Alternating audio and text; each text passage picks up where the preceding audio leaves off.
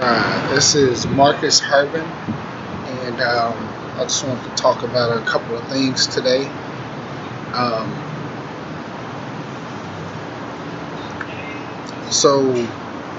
Pertaining to my post that I made, it was strictly to enlighten people on basically investing or a way to invest, which is one of the ways to invest is basically stocks. I always tell people, you definitely want to invest in appreciating assets,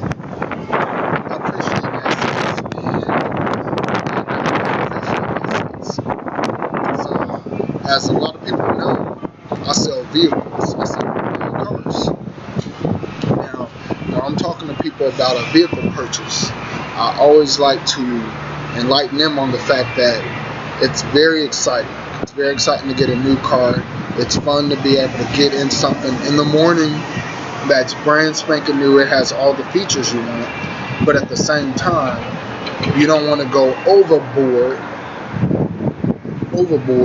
and get into a situation where you're tight or you're maxing yourself out for something that's not going to make you money.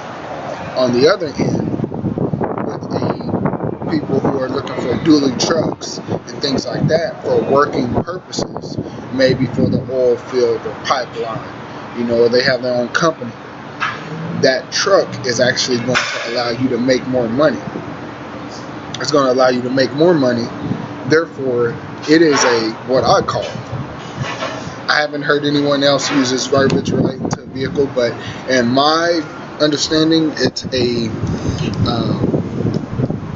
income producing asset, meaning you purchasing that truck is literally going to earn you a certain amount of money over time. So that's something to consider. And actually a customer enlightened me with that.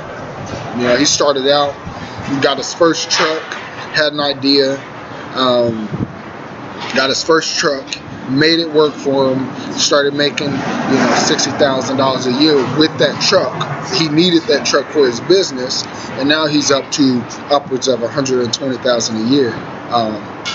And doing the same thing, he would buy another truck and use that other one and give it to one of his friends or one of his coworkers, which he employed his friends, which is pretty cool. What I'm speaking on is basically when you're purchasing a vehicle, you want to make sure it has what you want. You want to love it. You are paying for it. Don't get me wrong. And one day it will be paid off.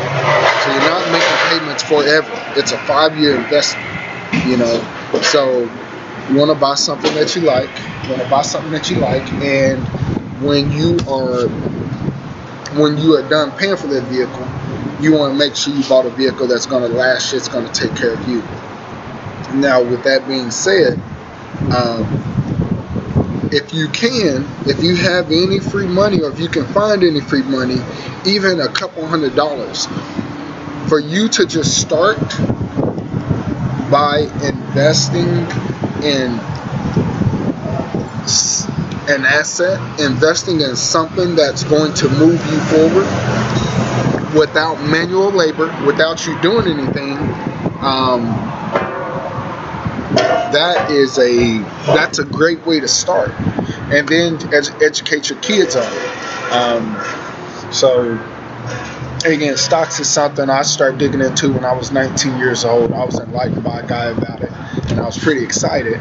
And I learned the hard way, don't get me wrong, but it definitely allowed me to, in the future, do things with cash flow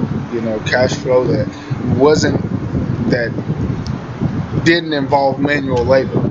And it's not complicated. Literally take $100 out of your tax returns, take $200 out of your Christmas bonus, and put it back. It's not going to disappear. It's still your money. You can, if you say, forget this doesn't make sense, you can pull it out and blow it on what you're going to blow it on, or spend it on what you're going to spend it on. But what I try to tell my closest ones is, you want to try to invest something. something out of your money, because otherwise it's going to disappear. You know, something that I'm big on is investing in credit. You know, investing in your credit. I believe that's the new way. You know, the new way. Cash is not king anymore. The United States, America, is run on credit, and it'll continue to be run on credit as long as we're in debt. So it benefits companies for you to finance. So if that's the case, then it would make sense for you to make sure that your credit score puts you in a certain tier, or a certain group of people, so that when you do use their credit system, their financing, you get the best rate and you're able to save the most money. So that's just kind of what I wanted to post a video about today. If you all could, I would definitely advise you to invest in something. Something. Right now, what I'm working on is purchasing a property or properties for my company. And, if anyone knows anyone that's looking to sell a home, contact me. You can reach me on my website, MarcusHarbinAutosales.com. That's just something I'm looking into. But I would definitely advise people to kind of slow down during these times. Don't let it kill your vibe, but just to be conscious and aware, to change something. You gotta have a vehicle to start working on your goals. You gotta have a vehicle to get around. People that I know without a vehicle, you're in stuck mode. You can't even if you got some people out there who's kind of struggling to come up. You're not doing anything if you don't have a vehicle. That's a start. If there's some money for you to make in Oklahoma City, you got to find a ride. And even if you can, that's great. But eventually, you're going to need your own vehicle to make your own moves, and a reliable one. So what I try to mention is, you want to have your own vehicle.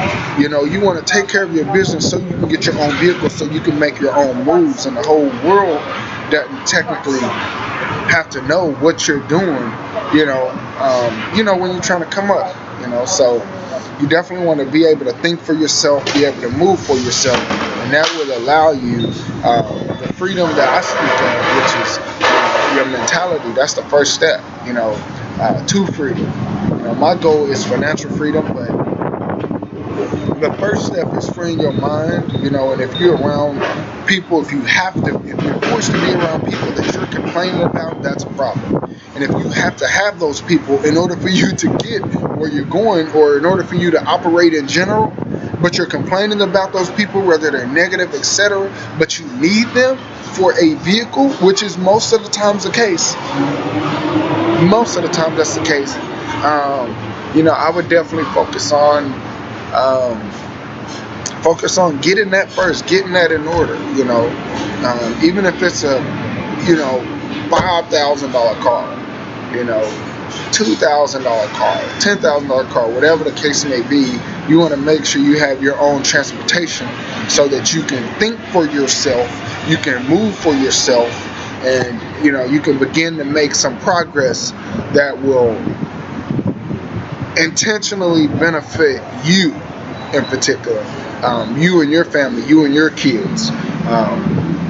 Luckily, I had a vehicle, thanks to my uncle's help. I had a vehicle when I was 16, and I had to make those little payments every month.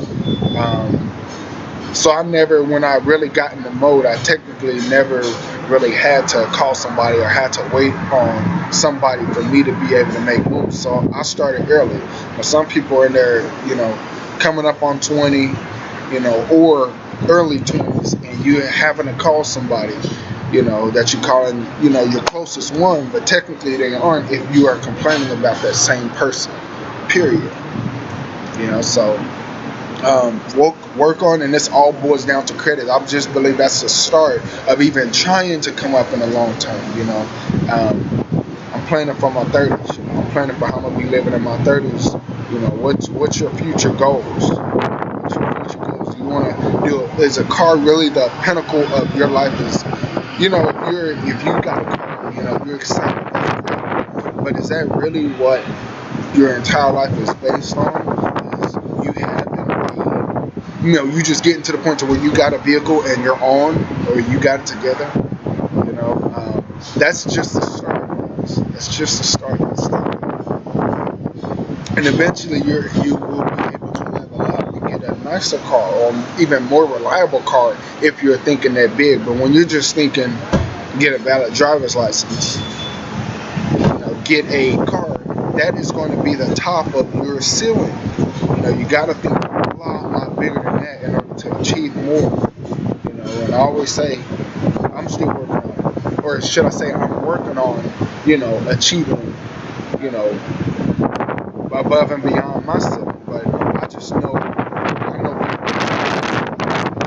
talk to my closest friends. If you get a valid driver's license, you feel like you're on, then that's where it's going to start for you.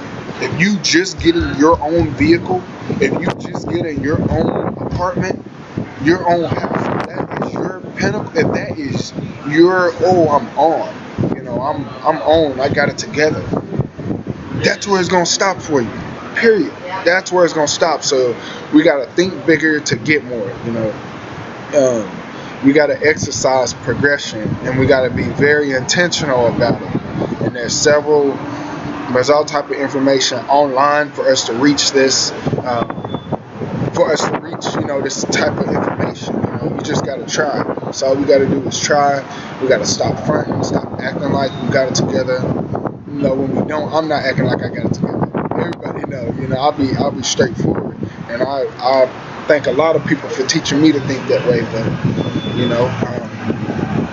everything is not all good, but the goal is to get it there. When you're stuck in the darkness and you just being negative. Obviously your goal is not to get it all together. It's the front and the, just be negative, and that's not really what I'm about. And I wouldn't recommend you be about it, because some kids are going to, whether it's your kids, who's going to run into my kid, or some kids that's just watching you in general live, We gotta think bigger, man. We are going through that phase to where our parents was this age at one point, and we blame it on them that, okay, we don't know certain information about whether it's credit or making money, or they didn't have these businesses. Where we're at that stage right now, and your kid is watching you do the same thing all over again. Party, no information. All you're talking about is cleanup. All you're talking about is, hanging out, clean up. There's no type of information. There's no information being passed on to kids about. There's no information being passed on to kids about, foods. Simple stuff like, why do you eat an apple? What is the benefit of it? What's the benefit of a freaking banana? What's the benefit of not drinking? Or when you drink, or speak the other way. That's how I do. Speak the other way. When you drink, when you smoke, what happens? What is the consequence of it? The true consequence, not no facade, you go to jail, all that stuff. I'm talking about more cliches, right? I'm talking about true, like, okay, how do you feel? What is it? Has it held you back? How many times have you been to jail because of it? When you're riding and you're paying bills, explain to the kid what you're doing. Explain to them exactly what you're doing. Why do you have this bill? Will this bill ever go away? Why is the bill that high? Explain to them that stuff. When you go to a dealership, if you can't get a car, tell them why. Help the kid, man, because it's a guarantee they're going to be in the same position. Now, they'll have more information, and yeah, they have an opportunity anytime you're alive, but you have to put them in the position that you want them to be in. Take control of it.